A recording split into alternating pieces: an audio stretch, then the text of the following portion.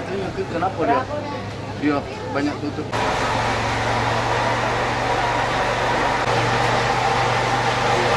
Sedang bayar masih terlalu tinggi ya. Biasanya selama aku manu ayam ini belum pernah ngambil ayam tuh sampai 26.000 sekilo. Itu sekilo mana? Apa? Daging 13. 13 laku juga ya. Padahal Kalau di pasar mulai udah gitu. seminggu mulai lagi.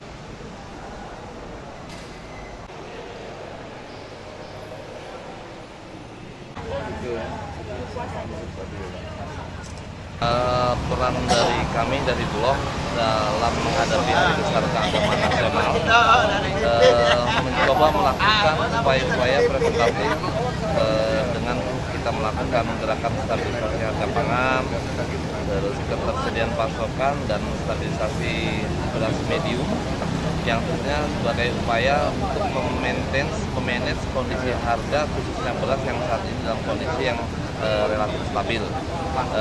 Tapi kami tidak ingin lengah, kondisi stabil ini juga jangan sampai nanti ada kondisi-kondisi tertentu yang akhirnya justru terjadi kenaikan harga yang sangat signifikan yang tentunya akan sangat membebani masyarakat khususnya dalam menjalankan ibadah di bulan suci Ramadan ini.